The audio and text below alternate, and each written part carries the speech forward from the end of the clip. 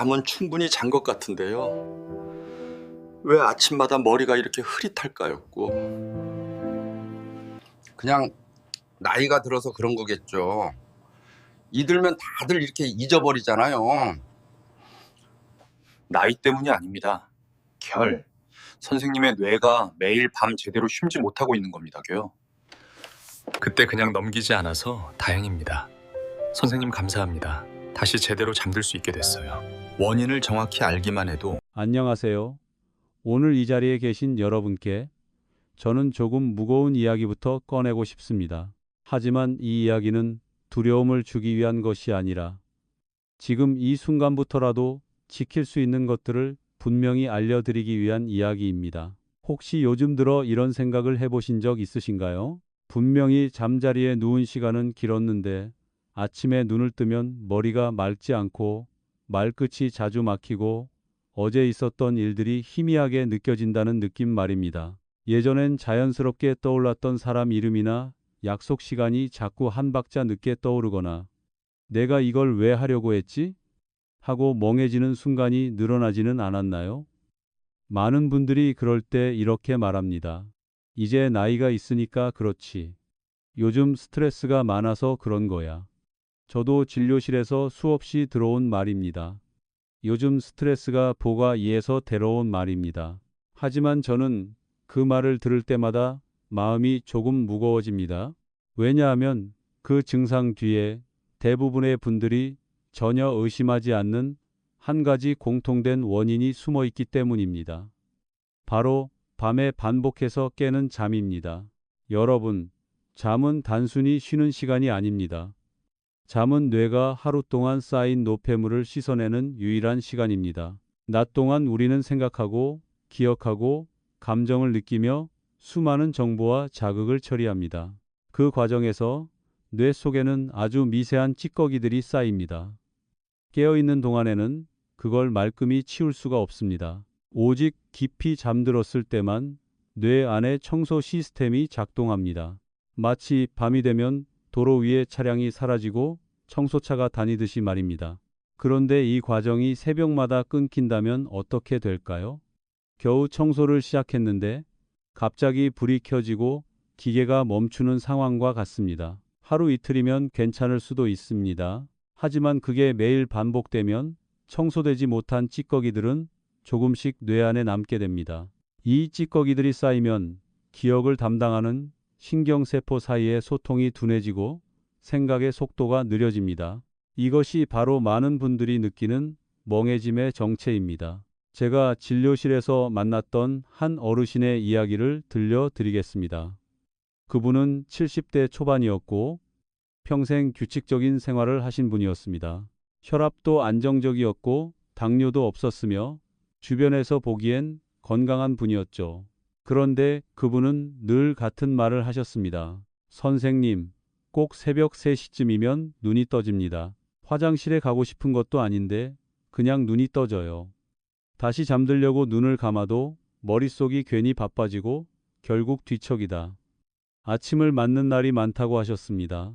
처음엔 그분도 대수롭지 않게 여겼습니다. 하지만 시간이 지나면서 작은 변화들이 나타났습니다.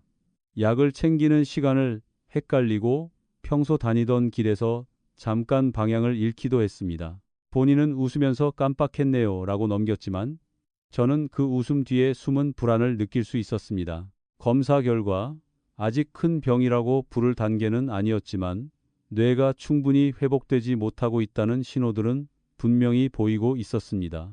여기서 중요한 점은 이 문제가 갑자기 생긴 것이 아니라는 사실입니다. 밤에 깨는 습관은 서서히 아주 조용히 시작됩니다.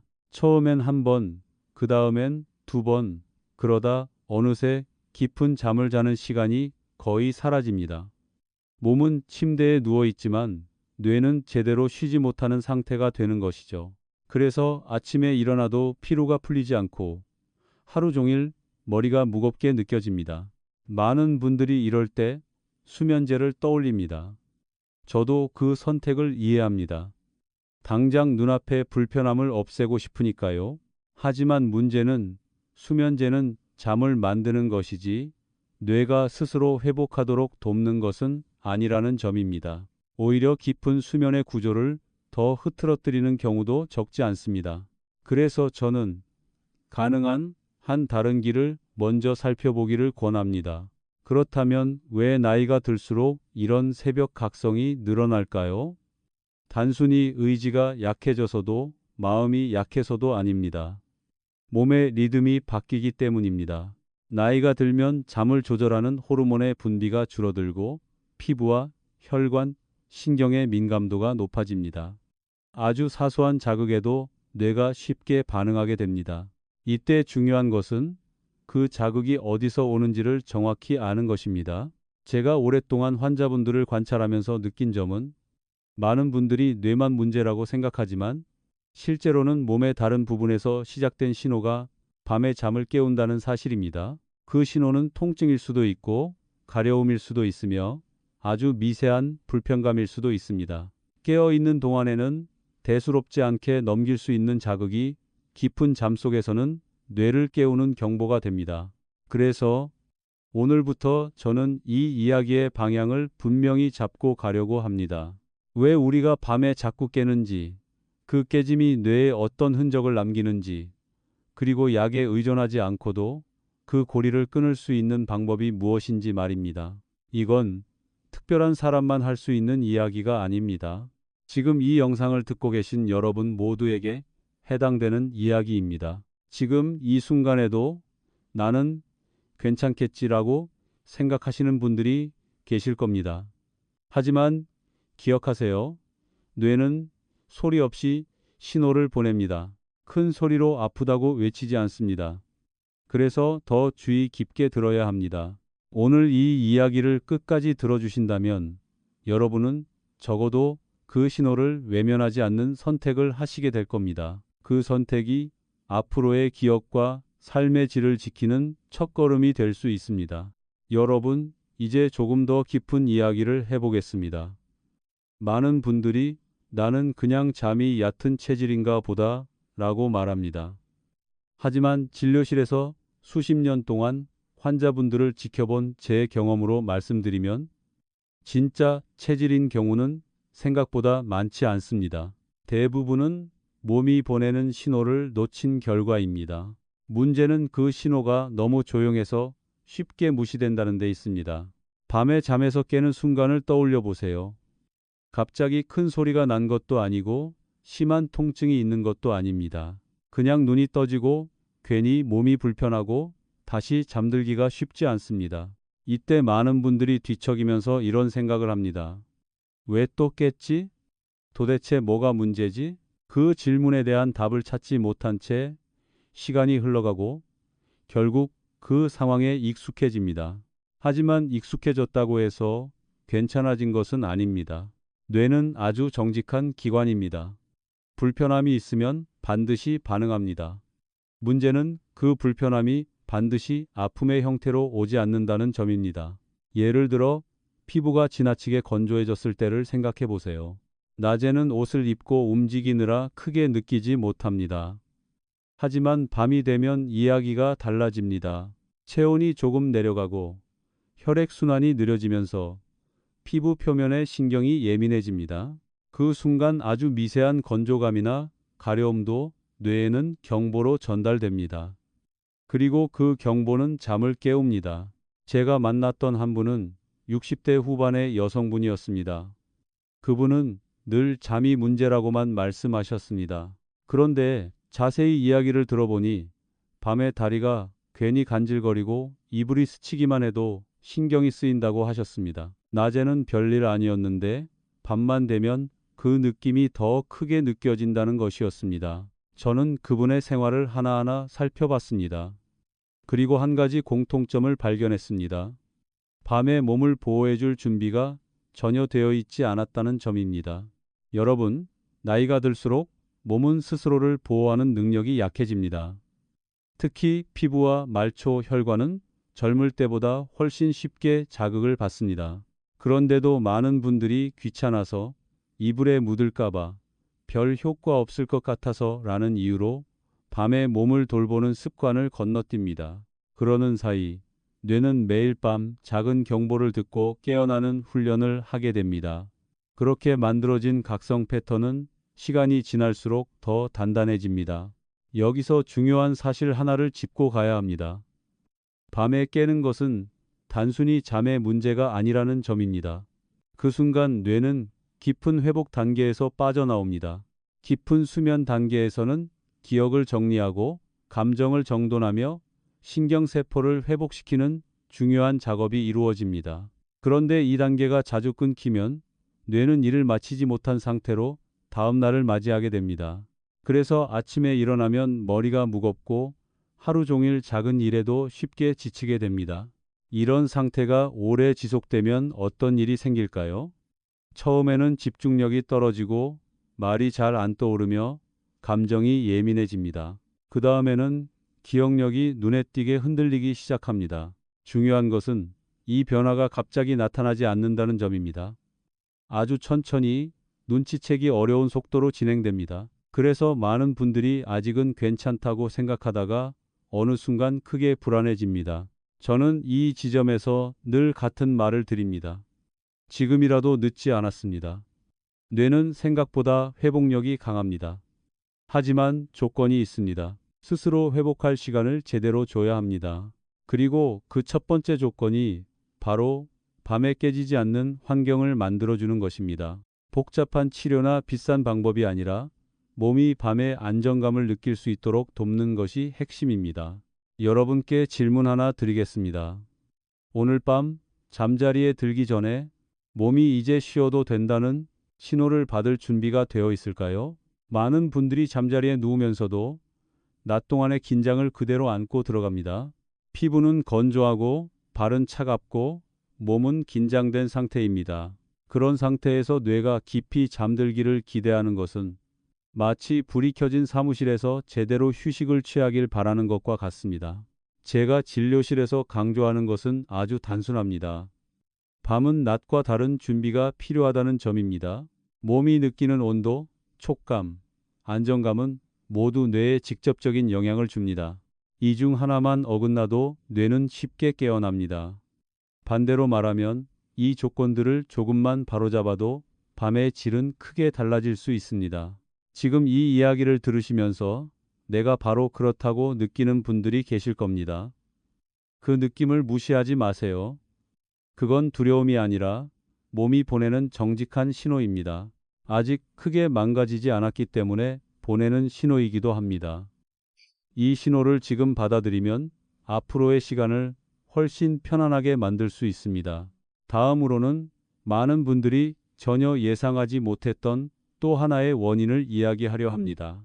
겉으로는 전혀 잠과 상관없어 보이지만 실제로는 밤의 각성을 반복적으로 만들어내는 중요한 요소입니다. 이 부분을 이해하시면 왜 그동안 아무리 애써도 잠이 깊어지지 않았는지 고개가 끄덕여지실 겁니다. 이제부터 드릴 이야기는 많은 분들이 처음 들으면 의아해 하실 수 있습니다. 그게 정말 잠이랑 관계가 있나요? 하고 묻는 분들도 계실 겁니다. 하지만 저는 이 부분을 이해한 뒤에야 왜 그렇게 많은 어르신들이 비슷한 시간대에 반복해서 잠에서 깨는지 명확히 알게 되었습니다. 바로 몸속 균형, 그 중에서도 밤 시간의 순환과 수분, 그리고 신경계의 미묘한 긴장에 대한 이야기입니다. 많은 분들이 밤에 깨면 가장 먼저 떠올리는 원인은 방광입니다. 소변이 마려워서 깬 거겠지. 그래서 저녁에 물을 줄이고 과일을 피하고 심지어는 갈증을 참아가며 잠자리에 듭니다. 하지만 아이러니하게도 이런 습관이 오히려 밤에 더 자주 깨게 만드는 경우가 많습니다. 몸은 낮과 밤이 다른 방식으로 작동합니다. 낮에는 활동을 위해 수분과 순환을 바깥으로 사용하지만 밤에는 몸 안의 균형을 맞추는 데 집중합니다.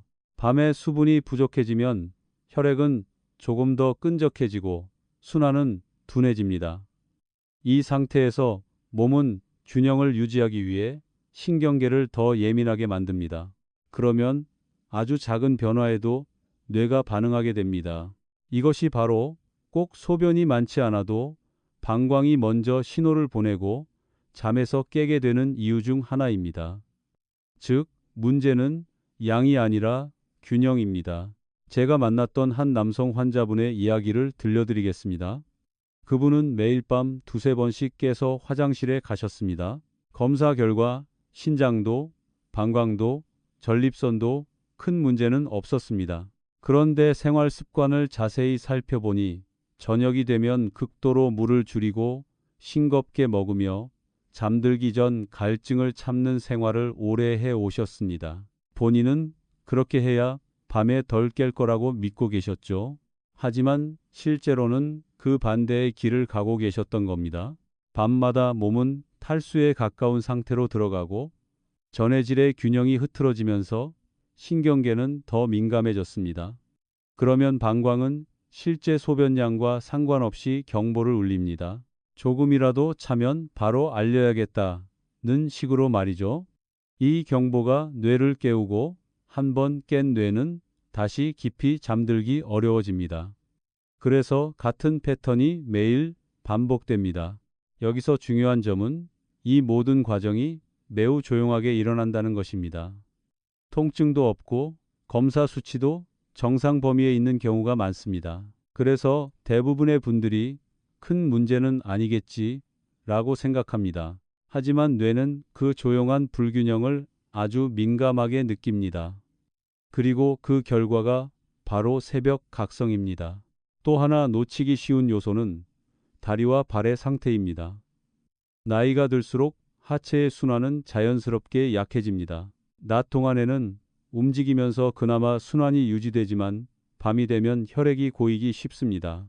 이때 다리가 묘하게 불편하거나 근질거리거나 차갑게 느껴지는 분들이 많습니다. 이 감각 역시 뇌를 깨우는 강력한 자극이 됩니다. 본인은 가렵다거나 뒤척이게 된다 정도로만 느끼지만 뇌는 이미 각성 상태로 전환됩니다. 이 모든 요소를 하나로 묶어보면 밤에 깨는 문제는 결코 하나의 장기 문제로 설명할 수 없다는 것을 알 수 있습니다. 뇌 신경계, 순환, 수분, 감각이 서로 얽혀 만들어진 결과입니다. 그래서 단순히 물만 줄이거나 방광만 탓하거나 잠자리를 바꾸는 것만으로는 해결되지 않는 경우가 많습니다. 제가 오랜 시간 동안 환자분들과 함께 확인한 사실은 이것입니다. 밤의 질은 낮의 습관과 전혀 다른 규칙을 따른다는 점입니다. 낮에 건강해 보인다고 해서 밤에도 몸이 안정적인 것은 아닙니다. 특히 나이가 들수록 밤은 훨씬 더 섬세한 관리가 필요합니다. 그 관리는 결코 거창하지 않습니다. 하지만 방향이 정확해야 합니다. 여러분께 지금 이 순간 가장 중요한 것은 나는 왜 깰까를 스스로 탓하지 않는 것입니다. 의지가 약해서도 몸이 유난해서도 아닙니다. 그동안 너무 열심히 참아왔기 때문일 수도 있습니다. 물을 참아왔고 불편함을 참아왔고 신호를 무시해 왔을지도 모릅니다. 몸은 그 모든 것을 기억합니다. 이제 다음 이야기를 할 차례입니다. 그렇다면 이 복잡하게 얽힌 고리를 어떻게 풀어야 할까요? 약에 의존하지 않고 몸이 스스로 밤을 안정적으로 받아들이도록 만드는 방법 말입니다. 제가 수많은 환자분들에게 가장 먼저 권했던 아주 단순한 변화들. 하지만 그 효과는 생각보다 분명했던 이야기들을 이어가겠습니다. 이제 마지막으로 가장 중요한 이야기를 드리겠습니다. 앞에서 말씀드린 모든 원인들은 결국 하나의 질문으로 모입니다. 밤에 몸이 정말로 쉬고 있는가? 많은 분들이 침대에 누워있는 시간을 휴식이라고 생각하지만 몸과 뇌의 입장에서 보면 그렇지 않은 경우가 많습니다. 몸은 누워있지만 긴장은 풀리지 않았고 뇌는 여전히 경계 상태에 머물러 있습니다. 이 상태에서는 아무리 오래 누워있어도 깊은 회복은 일어나지 않습니다. 제가 환자분들께 가장 먼저 권하는 것은 밤을 대하는 태도를 바꾸는 것입니다. 밤은 참고 버티는 시간이 아니라 몸을 안심시키는 시간이어야 합니다. 낮 동안 애써 견뎌온 피로와 불편함을 밤에까지 끌고 들어가면 뇌는 계속 깨어 있으려 합니다. 그래서 저는 늘 이렇게 말씀드립니다. 잠을 자려고 애쓰지 말고 몸이 잠들 수 있게 만들어주세요. 구체적인 방법은 의외로 단순합니다. 복잡한 규칙이나 어려운 준비가 아닙니다. 핵심은 몸에 안정 신호를 주는 것입니다. 특히 발과 하체는 그 신호를 전달하는데 매우 중요한 역할을 합니다. 발은 하루 종일 우리 몸을 지탱하고 가장 아래에서 순환의 부담을 떠안습니다. 그런데도 많은 분들이 밤이 되면 발을 그대로 방치합니다. 차갑거나 건조한 상태로 말입니다. 이런 상태는 뇌에 아직 긴장을 풀 수 없다는 신호를 보냅니다. 제가 진료실에서 자주 본 장면이 있습니다. 밤마다 새벽에 깨던 분들이 아주 작은 습관 하나를 바꾼 뒤에 표정이 달라지는 순간입니다. 그분들은 하나같이 이렇게 말합니다. 선생님, 왜 이렇게 사소한 걸 이제야 알았을까요? 그 사소한 변화란 잠자리에 들기 전 몸을 보호하고 안정시키는 준비였습니다. 발을 따뜻하게 하고 피부를 부드럽게 감싸고 몸이 이제 쉬어도 된다고 느끼게 하는 것 말입니다. 여기서 중요한 점은 이 준비가 뇌를 속이는 것이 아니라는 사실입니다. 몸이 실제로 편안해지면 뇌는 자연스럽게 경계를 낮춥니다. 깊은 수면은 노력해서 얻는 것이 아니라 조건이 갖춰졌을 때 찾아옵니다.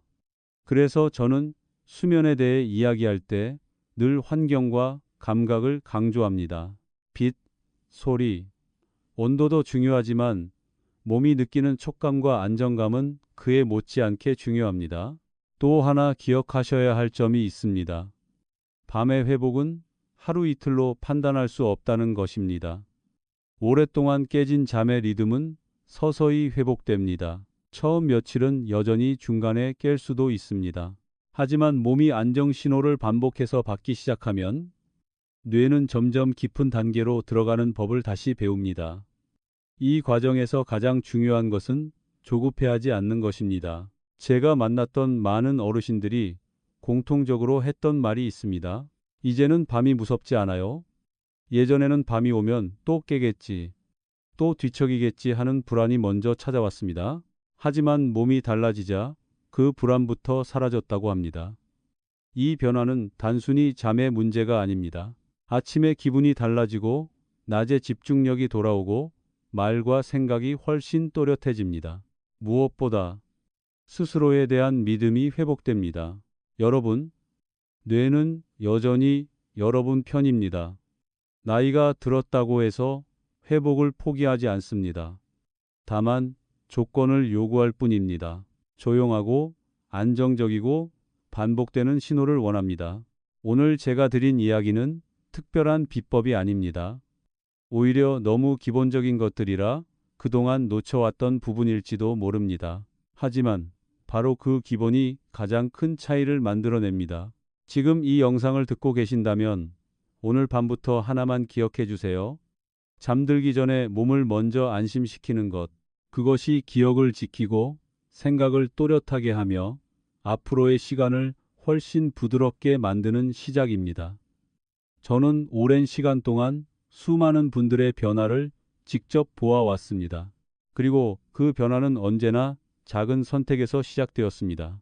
이런 이야기들이 여러분께 도움이 되셨다면 이 공간에서 계속 함께 해주시길 바랍니다. 여러분의 밤과 기억, 그리고 앞으로의 삶을 지키는 데 도움이 되는 이야기들을 앞으로도 차분히 하나씩 나누겠습니다. 오늘 이 이야기를 마음에 남기셨다면 조용히 고개를 끄덕여 주셔도 좋습니다. 그걸로 충분합니다. 여러분의 밤이 오늘보다 조금 더 편안해지기를 진심으로 바랍니다. 여러분, 이제 이 이야기의 끝에 다다랐습니다. 하지만 끝이라는 말보다는 다시 시작이라는 표현이 더 어울릴지도 모르겠습니다.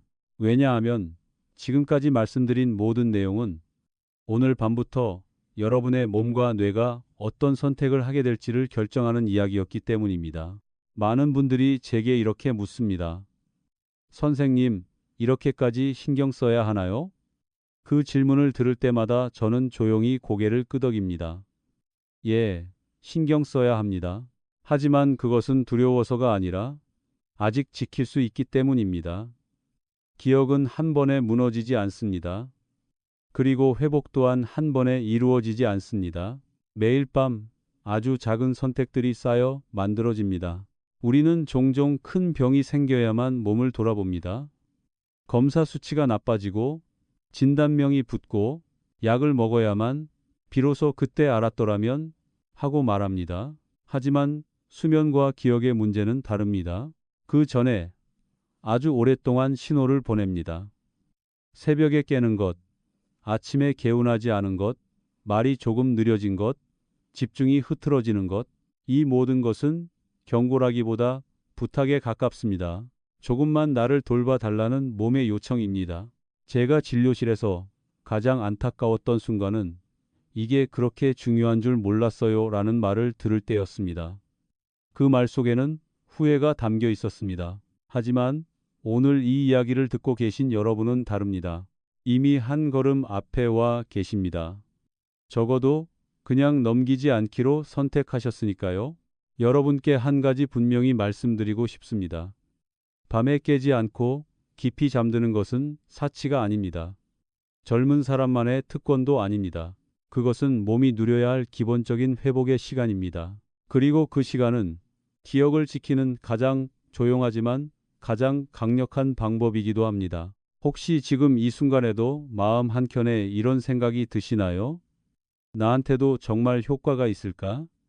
그 질문은 너무나 자연스럽습니다. 저 역시 의사로서 확신 없는 이야기를 드리고 싶지 않습니다. 그래서 저는 언제나 한 가지 기준을 봅니다. 이 방법이 몸의 원리를 거스르지 않는가, 그리고 부담을 주지 않는가. 오늘 말씀드린 선택들은 몸을 억지로 바꾸려 하지 않습니다. 다만 몸이 원래 하려던 일을 방해하지 않도록 도와줄 뿐입니다. 밤이 되면 몸은 낮보다 훨씬 솔직해집니다. 불편하면 바로 신호를 보내고 안정되면 조용히 내려놓습니다. 우리가 해야 할 일은 그 신호를 무시하지 않고 받아들이는 것입니다. 그리고 그 과정에서 자신을 탓하지 않는 것이 중요합니다. 지금까지 몰랐다고 해서 잘못이 아닙니다. 누구도 이런 이야기를 자세히 알려주지 않았을 뿐입니다. 이제 여러분께 작은 부탁을 하나 드리고 싶습니다. 오늘 밤 잠자리에 들기 전 잠깐만 멈춰보세요. 오늘 하루 동안 몸이 얼마나 애썼는지, 얼마나 많은 신호를 보냈는지 떠올려 보시길 바랍니다. 그리고 오늘은 조금 더 편안해져도 괜찮다고 스스로에게 말해주세요. 그 한마디가 뇌와 신경계에는 분명한 안정 신호가 됩니다. 내일 아침 모든 것이 갑자기 달라지지는 않을 수도 있습니다. 하지만 어떤 분들은 놀라울 만큼 빠른 변화를 느끼기도 합니다. 그리고 또 어떤 분들은 서서히 아주 부드럽게 달라집니다. 중요한 것은 방향입니다. 깨지는 쪽이 아니라 회복되는 쪽으로 가고 있다는 사실입니다. 저는 오랜 시간 동안 수많은 어르신들의 변화를 곁에서 지켜보았습니다. 그분들 중 많은 분들이 이렇게 말씀하셨습니다. 이제는 아침이 두렵지 않아요. 그 말은 단순히 잠을 잘 잤다는 뜻이 아닙니다. 하루를 다시 믿을 수 있게 되었다는 뜻입니다. 그리고 그 믿음은 기억과 삶의 질을 함께 끌어올립니다. 오늘 이 이야기가 여러분께 작은 힌트가 되었기를 바랍니다. 거창하지 않아도 좋습니다. 완벽하지 않아도 괜찮습니다. 다만 오늘보다 내일을 조금 더 편안하게 만들겠다는 마음이면 충분합니다. 저는 이 자리에서 앞으로도 여러분의 밤과 기억을 지키는 이야기를 계속 전할 것입니다. 이런 이야기들이 도움이 되셨다면 이 공간에 머물러 주세요. 조용히 듣고 필요할 때 다시 돌아와도 좋습니다. 여러분의 몸은 이미 많은 것을 알고 있습니다. 이제 우리가 할 일은 그 소리에 조금 더 귀를 기울이는 것뿐입니다. 여러분의 오늘 밤이 그리고 앞으로의 많은 밤들이 지금보다 한결 부드러워지기를 진심으로 바랍니다.